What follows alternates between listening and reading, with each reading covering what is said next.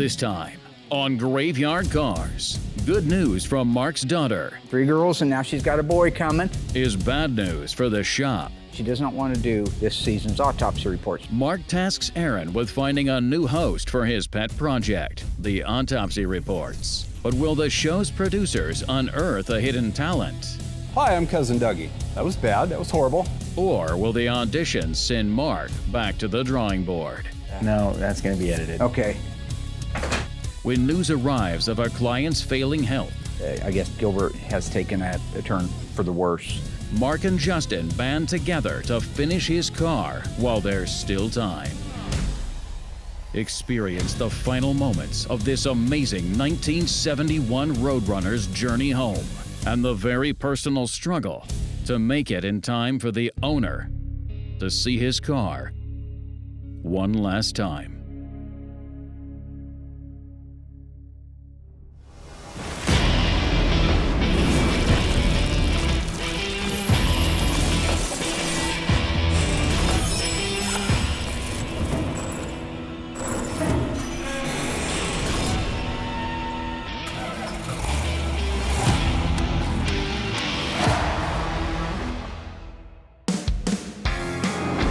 Now, one of my favorite cars that's been going through the shop lately is our 1971 Roadrunner.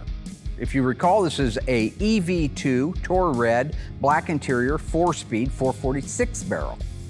It's a Dana 60 car, 354 Dana. The car has already had all the drivetrain done. Last season, catch you up, that we went through and did all of the drivetrain, installed the body and paint, of course, is done on it. Right now, it's just down to the final assembly stages of the car.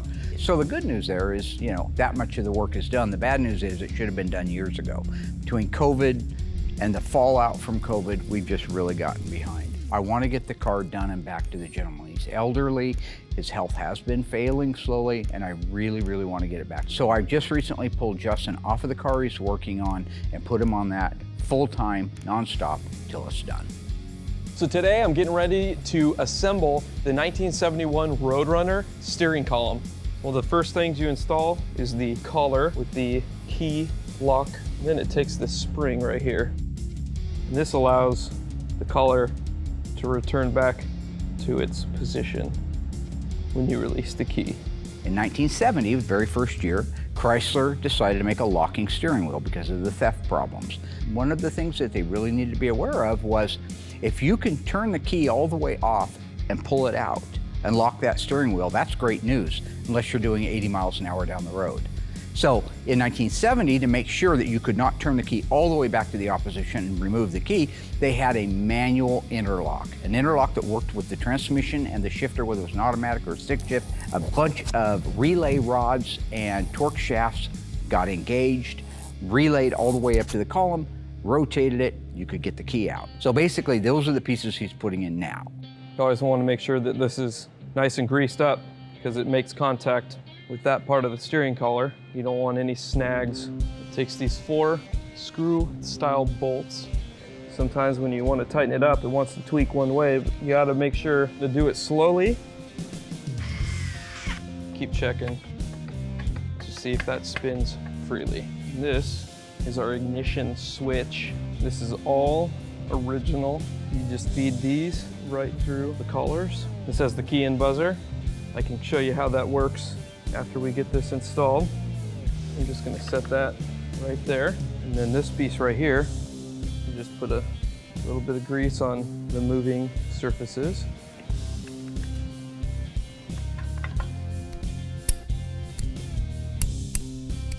So now we've got our key lock and everything in there with the ignition switch and the key in buzzer. I can show you how that works. When you insert the key, there's a little tab that comes off that key lock and presses the key in buzzer, which sends a signal when the car's off that say, hey, your key's left in the car, pull it out. And then you have to turn the collar and unlock, boom. You can pull the key out.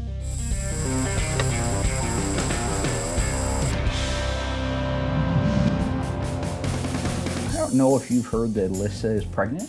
So the reason this young man is sitting next to me is because recently him and I went round and round like we do, In the interest of transparency, we thought we'd share some of this with you. Those of you who are familiar with graveyard cars know that a few seasons ago I came up with a thing called the autopsy report. Alyssa tried out for it, did a great job.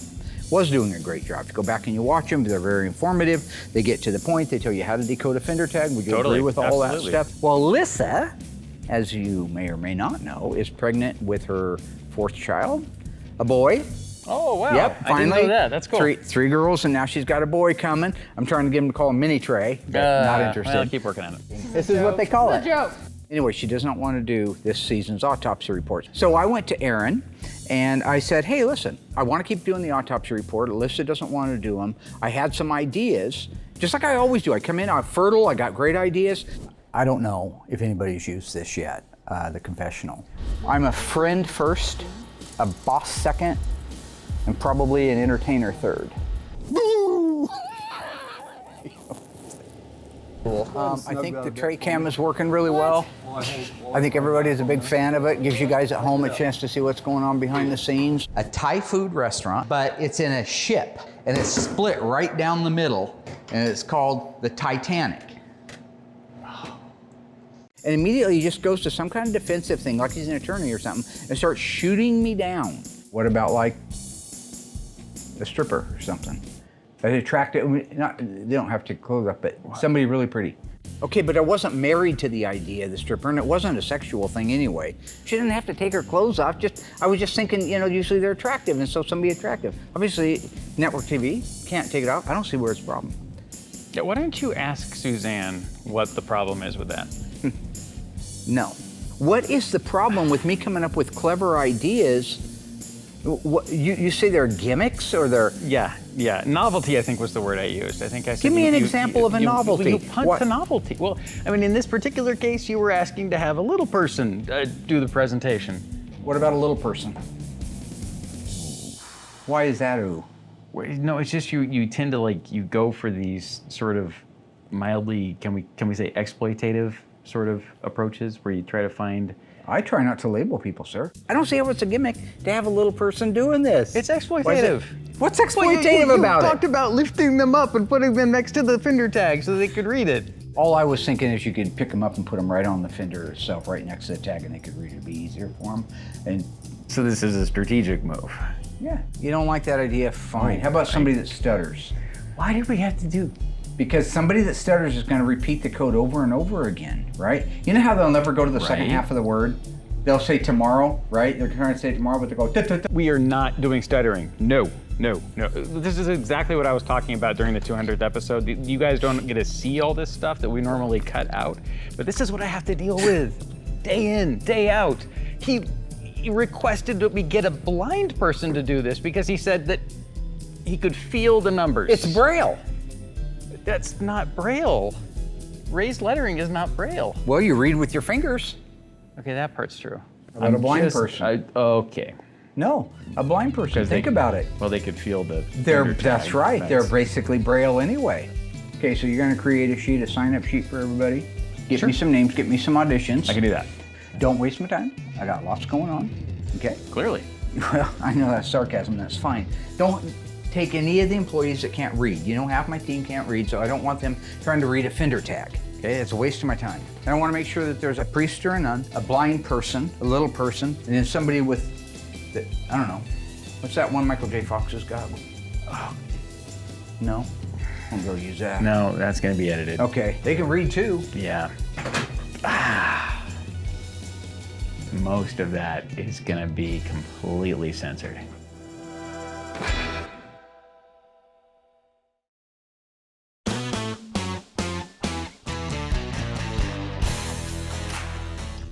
After I have the ignition tumblers and collars in place, the next item that I install is the steering shaft. I always roll the shaft on a flat surface just to make sure that it's not bent, and then it just slides into place. This is our steering wheel lock gear. Just takes this little cover. So this is the steering shaft bearing. This is the upper part of the collar. This just slides right in. Once you got that pressed into place, this just slides right over. Here's the upper retainer for it. There we go. Just make sure that is in the slotted area so it doesn't want to come out. Now that piece is just locked right into place. You're lined up. This right here is the key light. This just feeds all the way through each section of the collar. Fits right in there like that.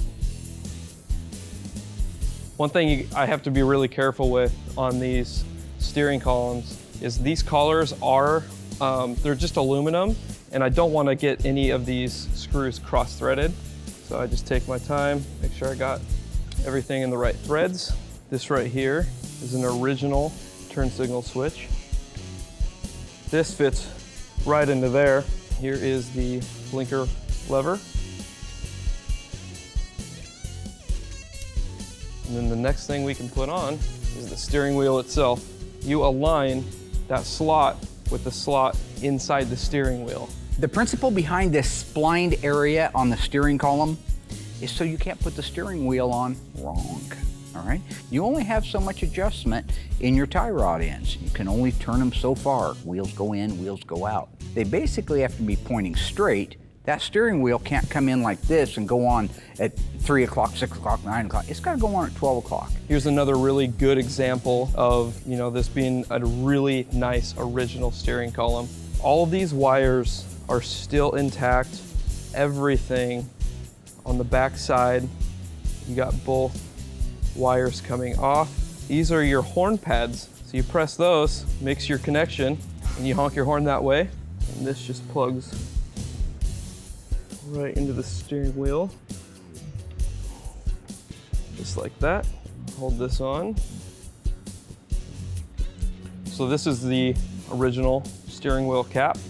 It just snaps right into place. And that is it for the top end of the steering column.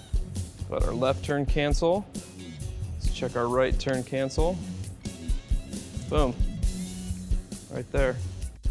Now that the steering column is all built out to the steering wheel, that's the upper part of it. The lower doesn't have nearly as many pieces. You've got a collar bearing that supports the steering column itself. You have a lower mounting plate and a lower mounting locating plate that need to go onto it. Then you can put the coupler on it. I mentioned it earlier. This coupler is splined with a 12 o'clock position on it that will go onto splines that are actually on the steering gear. That way, when it is all together, you know the steering wheel's ready.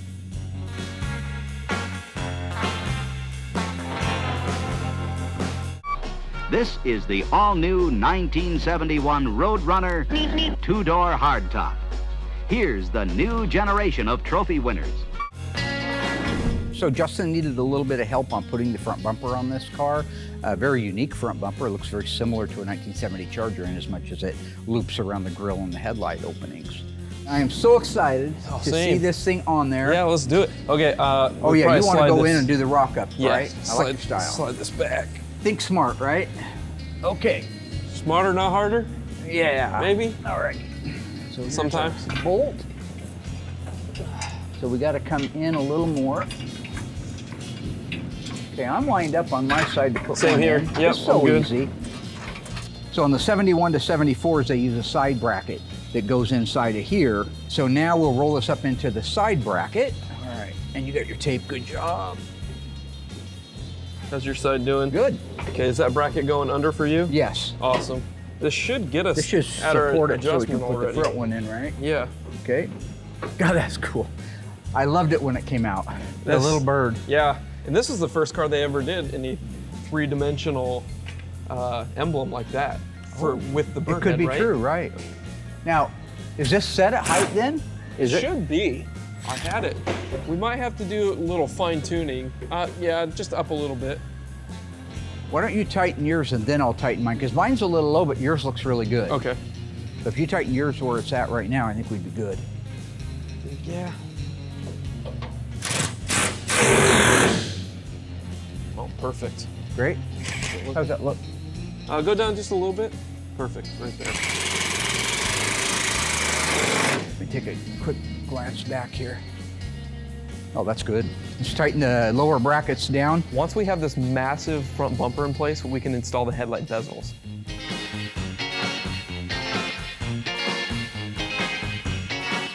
You still like doing this by hand, don't you? I don't blame you. Better safe than sorry. Yeah, I'd rather not strip it. I agree. I understand. The next thing that we install is the lower valance panel. All right, what do we want to set the center one for anchoring, just to kind of give it a little something? Yeah. To hold it? All right. Look at that. Is that cool or is that cool? It's gonna look so great. You need a bolt? Yep. There we go. I'll lend you one of mine out of kindness of my dumb old heart. Oh, thank you. Okay, there you go.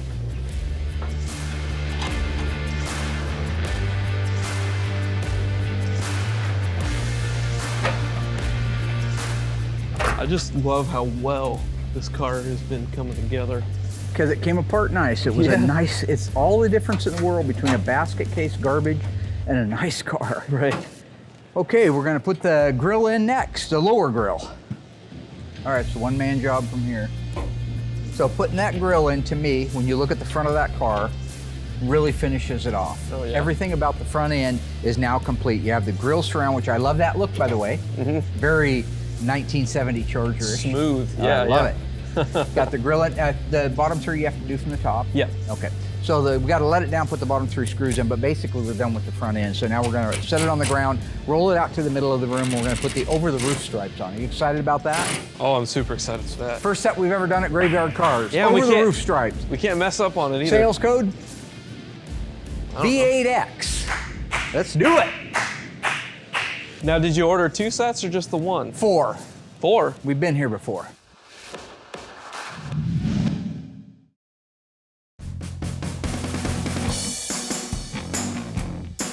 So all I was trying to do is bring you guys some must-see TV, but just like always, I had to concede, give in to the man who's trying to keep me down, and that's where we're at. Oh gosh. Okay, what Mark is talking about is he told me I could do whatever I wanted to find a replacement, and so I thought, hey, let's just After make shooting down all my ideas. Let's just make a sign-up sheet. We'll put it out and let people just audition. You know, there might be some undiscovered talent out here in the shop. Here. Yeah, and you know, and there's a couple of good candidates. You How'd know, that go? Hi, I'm Cousin Dougie. That was bad. That was horrible. Hi, I'm Cousin Dougie. What? Do I start now? Hi, I'm Josh. Josh, can we have you look over this direction? Hi, I'm Josh. This 1970 Plymouth Roadrunner was built on December 10th, 1969. This 1970 Plymouth Roadrunner was built on December 10th. 1969. Is this a 70? That's what I was supposed to say? Well, then why? So it's a 70 built in 69? It happens to be one of the most original cars we've had here at Graveyard Carz. Let me show you. Actually, Doug, can you come back? Did I miss my line again? No, we just need you to stay right in your spot. I'm so glad you guys got to see this. This is great. Perfect example of why you never let the inmates run the asylum. Beautiful. Okay, look, they're not actors, okay? Yeah, you got that right. And it just so happens to be this week's subject of, what's it called? It also happens to be The subject of this autopsy. And the subject of this week's report op top. Okay, folks, remember the fender tag is read from the bottom. The top to the bottom. Bottom to top. Oh, So here we go. So here we go. So here we go. So here we go. D32 represents 727 torque flight transmission. 3 automatic. Is there going to be a test on this later? I hope not. Let's see. I think I see line RM23. That's the first 4 characters of the VIN, which is the vehicle identification number. I've seen this train wreck many times here. And the difference is I'm a good conductor now and I'm putting the brakes on it. We're not doing any of that silly stuff. I'm taking over from here. Big Daddy got the train, okay? Yeah. Trey is in charge. Trey's got the train, and sure, and I'm sure that whatever the idea that you come in with is not going to in any way be gimmicky at all. If I can do what I think I want to do, I don't think it's a gimmick at all.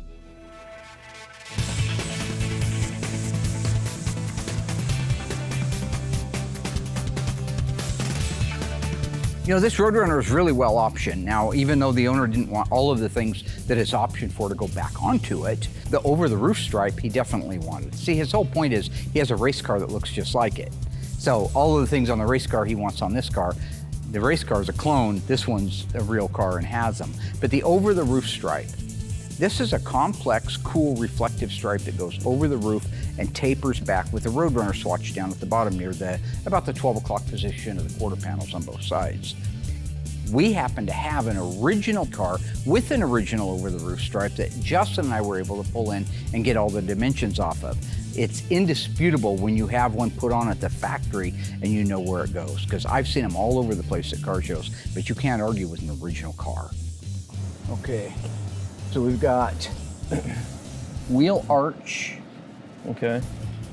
To the bottom of the decal is 3 7/8. 3 7/8. Belt, or door jamb opening, holding it level here. We are at 21 or yeah, 21 3/4. Yeah, because it's shrunk back. You got to go to that where it once had life. So we should end up right through here with literally a 3/4 inch gap. So you could probably lay a piece of 3/4 tape and then just butt it up right up against that. Yeah, that might work. Okay. And then if you want to hold that in, I'll get you a middle zone. So from the rearmost roof line, where it shrank, 8 3/4, maybe just a hair under it.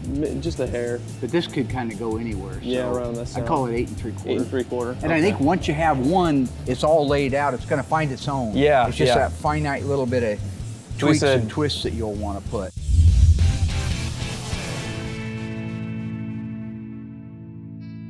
Still to come, time is of the essence for the completion and delivery of the 1971 Roadrunner 446 barrel. Mark and Justin move from assembly to decals and the precise placement of the Roadrunner's stripe.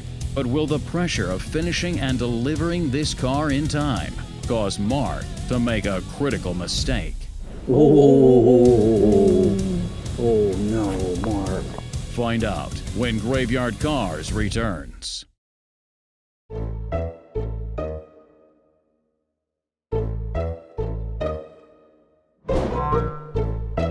This 1970 Roadrunner was built December 10th, 1969. It happens to be one of the most original cars we've seen here at Graveyard Carz. It also happens to be the subject of this week's autopsy report. Am I projecting enough?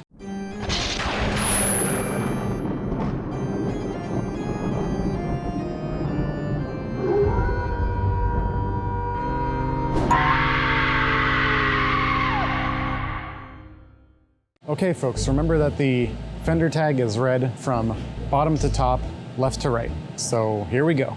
E63 represents a 384 barrel something. D32 means a 237 torque flight automatic 3-speed transmission. Did I get all those right? No. EV5. E is in boy. EB5. EB7, which is the interior door color, which is the same as the exterior color? I feel like that's wrong. 179718. That's the, I don't know what that is. And 97, which stands for noise reduction package. P31, this is a super cool option, power windows. V88, which stands for stripe delete, which is unfortunate because for the Roadrunner, that stripe is maybe one of the coolest parts of this car. And up to the last line, we have 26, which stands for the radiator, something to do with the radiator. And finally, END, which reads as end. So that's the end of this VIN tag and consequently the end of this autopsy report.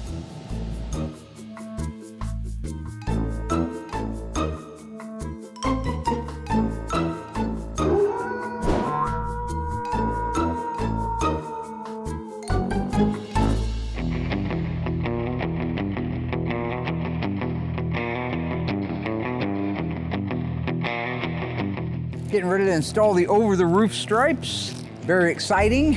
So right now, Justin is wiping the car down with glass cleaner so we can get it chemically clean. Once it's chemically clean, we'll wipe it down with our tack cloth, then we'll lay our slide gel on there, the application gel, and then we can place everything. And I'll show you as I'm placing it how we're lining up those little lines, but this is really cool. Something else to say, these are reflective. That is so cool. These are all reflective, and so is the little bird, and so is the Roadrunner down there. So for me, one of the neatest things about that roof stripe, and really so many of the decals and stripes that came on the Mopars back in the late 60s and early 70s, was they made them reflective. Look at a Super Bee and you'll see that the decal is reflective. Go to a Roadrunner, the graphics that go on the different ones, 69, 70, they're reflective. The birds that go on the doors, reflective. A lot of reflective stuff. So I think that was a clever idea. In fact, we've shown many times in the past when putting them on how those things really do glow. They just change color the minute the lights hit them, which is a safety thing, right? I think it was also pretty cool. Oh, I love Marky Light Juice. Oh my God. Okay, let's dent the roof. It's okay. I don't charge extra for my craziness. Oh, look at that. Oh, Sloppy Joes. I don't even know if they have reflective decals now on cars. I can't say. I don't think so. Can't I've say never that they seen do. one. Okay. Oh no, Mark. Okay. Oh no, Mark. Well, you got lucky. I sure did. I got careless. That's what happens when you get careless. Okay. Does it need to go more? Yeah, I'm thinking there. Right there. I love your lines. That is great. So one thing that I really like to do is I like to mock these decals up into place, and I kind of set them in space where I know they need to go after we got all of our measurements. And then I take a piece of tape right up against the edge of the backing paper, and I lay it right there. And then I put a hash mark. Do you want to take this one? Yeah. And I'll take this one. Just make sure. I've been waiting weeks for The this. squeegee's the exact same width as the stripe. Oh, even easier, there we go, yeah. That's nice. Go ahead and get it ready to pull apart, and I'm just gonna put this on there. There you go. Great, thank you very much. I'm gonna drag it into place.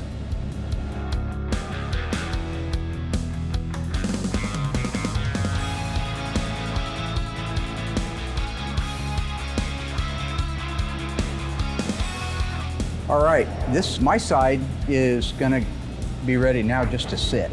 Just sit, okay. So while they sit, I can get the... If you wanna put the spoiler on, can't wait to see it. Oh, I'm super excited.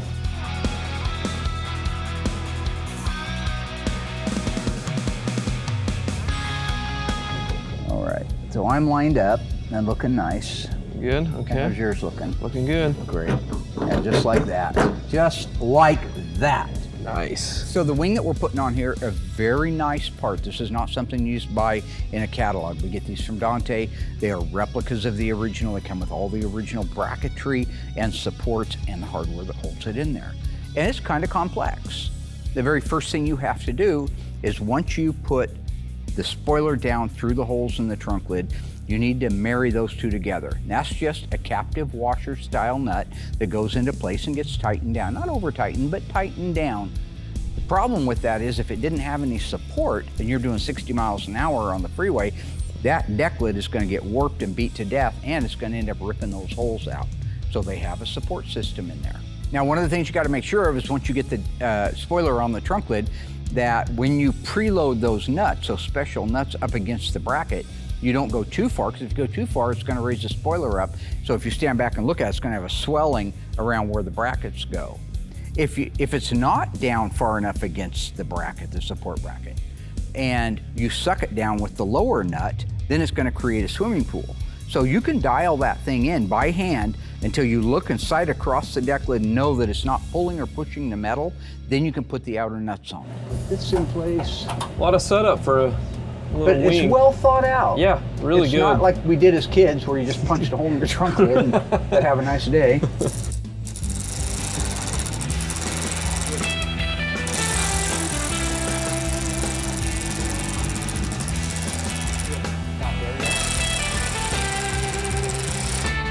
Okay, we'll put our lock washer and jam nuts in place.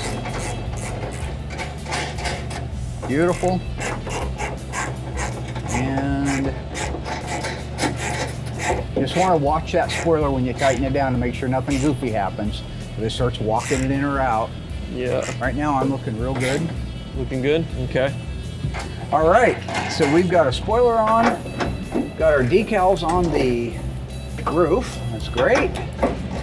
And so we're gonna let those set overnight. Looks good, good job. Excellent, thank you.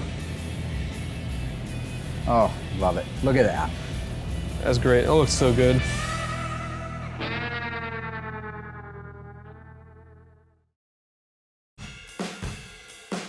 All right, so we've got our mirrors. We can put these on. It's really nice. These are his original mirrors. I've been working really hard on the assembly of the 71 Roadrunner. Now I'm installing the outside mirrors, the trim, and the ornamentation. The cable retaining clips are still intact, which is great. So a reproduction gasket. This one fits right in there. Feed the cable retainers through. Get that all lined up nice. Be sure to take your time and not cross thread.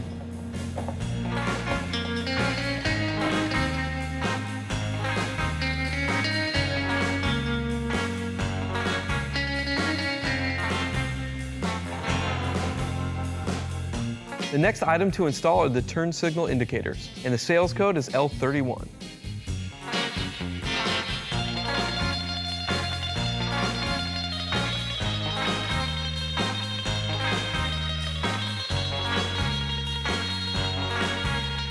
All right, time for the hood inserts. This is just like any other decals we do. Use a tack cloth. Make sure there's nothing contaminating the surface. We try our best not to get any dirt nibs under these decals. All right, so here's a little factoid for you. Justin is installing the decals on the louvers that go in the sport hood. That's the way this car was optioned, okay? Calls out 446. Now, if this car were an air grabber car, he wouldn't be doing this because they don't use the louvers. They certainly wouldn't have 446 barrel on the louver that doesn't exist either. Because Mopar usually called out the engines on either the fenders or the hood. So where, if you had an N96 71 Roadrunner, meaning an air grabber, 446 barrel engine, where would the decal go? I'll give you 3 seconds. 2, 1, right above the side marker on the fenders. So when you see one going down the road and the decal that says 446 barrel or 383 or Hemi is above that side marker, it's got an air grabber hood or should have an air grabber hood on it, at least from the factory. Just want to get it nice and centered in space. We've got a good reveal all along here. We can start squeegeeing this thing out.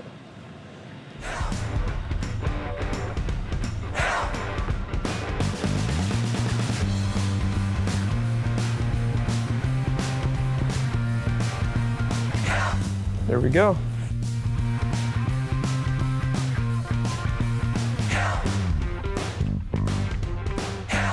Time for the header emblem. This is his original one, just nice and restored. Nice and easy emblem to install.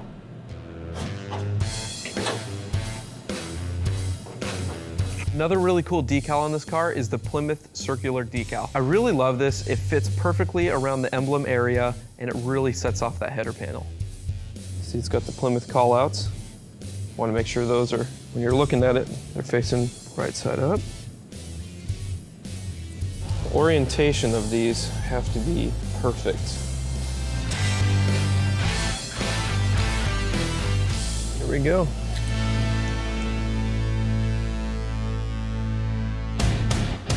Stay tuned. With the final steps of assembly complete, this 1971 Roadrunner 4-speed 446 barrel is now road ready.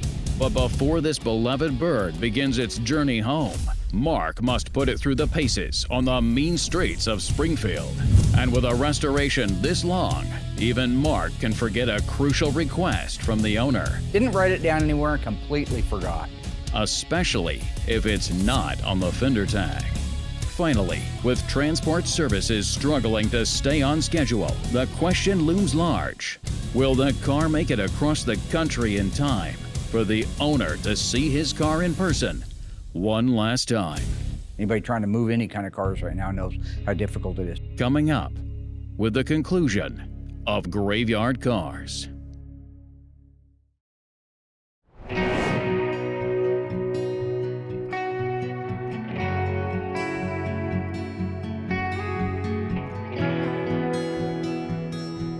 You know, we've been making great progress on the car, but I did get a phone call from Greg, who is Gilbert Gay's son. That's the owner of the car. See where we're at on the car, how it's going, because I guess Gilbert has taken a turn for the worse. Was in ICU, in and out of the hospital. And so we did end up sticking the rest of the team on the car, and it is something to keep him motivated, you know, because I was doing that with my mom. When my mom was sick, I was coming up with anything, you know, pictures of the dogs, kids, grandkids, telling stories, doing my best comedy stuff, you know, trying to keep her spirits up. I thought maybe send him some pictures of the car. We had just got the interior in it, all the interiors in. Send him the picture. And bless his heart, 83 or 4 years old, sick, in the hospital, sick. He says, those seats are supposed to be orange. So his kid writes me back, Greg writes me back, supposed to be orange inserts. No, not according to the vendor tag. So I write back, no, I'm sorry, maybe he's confused, you know, he's old, he's confused, right? Well, somebody's confused, but it wasn't Mr. Gay, it was me. Turns out I had forgot all about a 4-year-old conversation, because this is an old car, it's been around here, where he said, I know it isn't coded for the orange interior, but I would like the orange interior. Sure, Mr. Gay, no problem, we'll take care of it. Didn't write it down anywhere and completely forgot.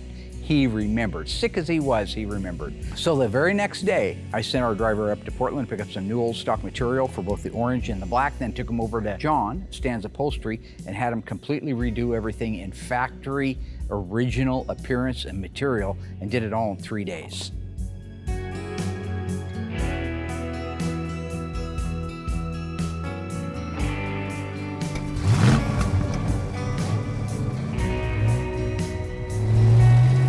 So my favorite part of the entire build, of course, is the final drive, the shakedown, where you get to really go out, put it through its paces. I want it to fail. I want something to quit working. I want the gas gauge to quit working. I want it to have a rattle, a bump, a knock, a scratch, something. Because if it's gonna do, I want it to do it with me, not with Mr. Gay when he gets home, or whomever our client is. So this is my favorite part, going out for that nice test drive. As I drive this car, I'm reminded of what a friend of mine, Gordon, said. He had a 71 Roadrunner. He had Cudas, Challengers, stuff like that. But he always felt like his 71 Roadrunner was one of the best driving cars, if not the best driving car, of all of his Mopars, just because of the geometry and the size.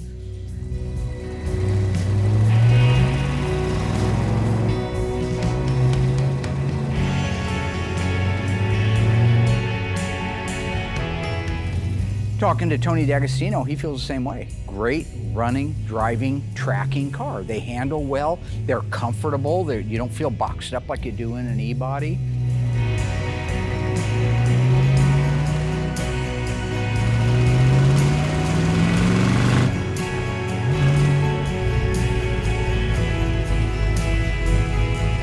All right, so the great news is the car is done, it's beautiful, it's ready to go home. The bad news is I did get another phone call from Greg saying that Dad was not doing very well, and didn't hold a lot of hope out though, that he was gonna make it really long. Wanted to just check in where we were at. So, you know, I hate that stuff. I hate it, because I always feel guilty because number one, I'm overdue to have it done. And two is it always just brings up bad memories for myself. But anyway, I got on a call real quick with our shipper. I did a little bit of begging and I was able to get it picked up that Thursday with the promise that it would be to Mr. Gay the following Thursday. So we were all just like, all right, that's really good timing. It's a miracle that we can get anything shipped that fast in today's world. Anybody trying to move any kind of cars right now knows how difficult it is. So that was really, really good news.